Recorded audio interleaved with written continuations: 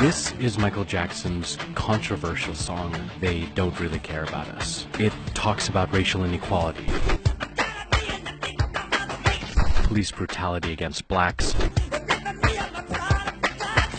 and the civil rights champion Martin Luther King.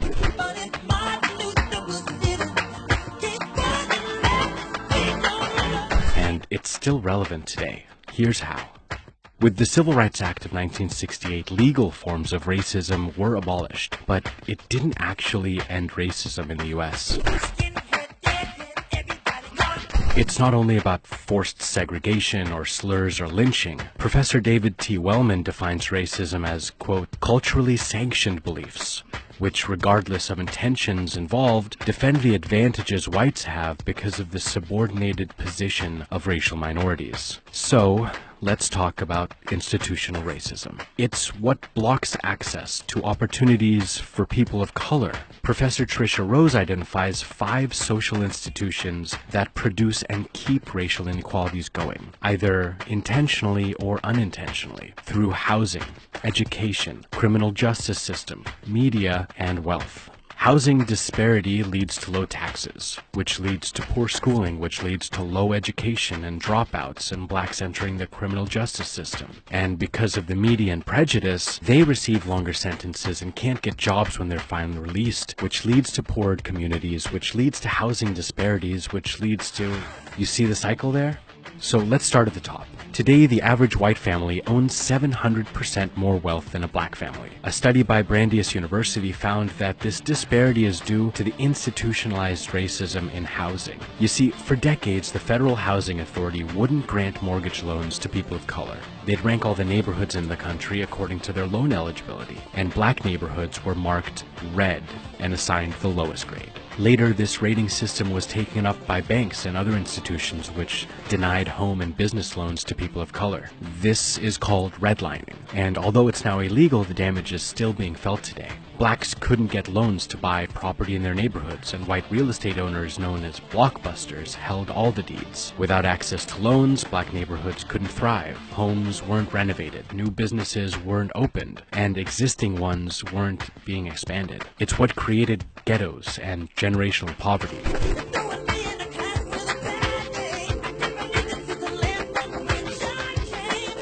Lower property values and the lack of prospering businesses meant that local tax collections were low. With nearly half of a school's budget coming from local taxes, education in these areas suffered. And when schools don't have enough funding, they can't open kindergartens or hire qualified teachers. So class sizes swell, and schools don't offer electives and upper AP classes. This education system not only fails students of color through inadequate resources, it also creates a school-to-jail track. Looking at statistics on suspension rates from kindergarten through high school, black kids are suspended and expelled from school far more often than white kids. Expelled students have a higher chance of being arrested or ending up in juvenile detention centers, where they're introduced into the criminal justice system, which again is skewed against people of color. The number of black convictions are much higher than white convictions for the same crimes.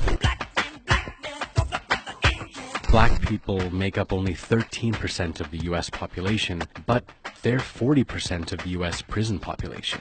Why?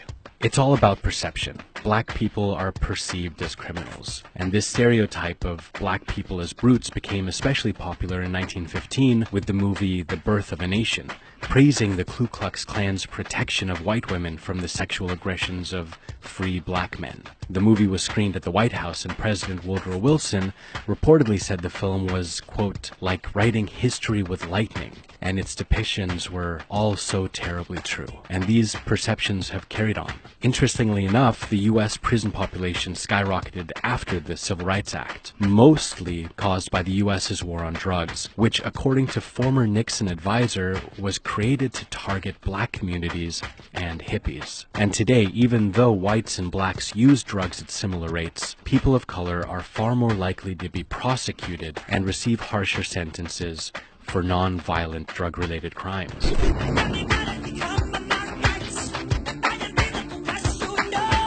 Only 13% of drug users are black, but 36% of people arrested and 46% of people convicted for drug-related offenses are people of color. At the current rate of arrests, 1 out of every 3 black males will go to jail at some point in their lives. And when they get out, they'll earn 21% less in wages than formerly incarcerated white people, which feeds into poverty, which feeds into housing, which feeds into schools, which feeds into prisons, which was fed by the media, and round it goes. 66% of the overall population and 70% of the white population think racism is individual rather than being built into laws and institutions.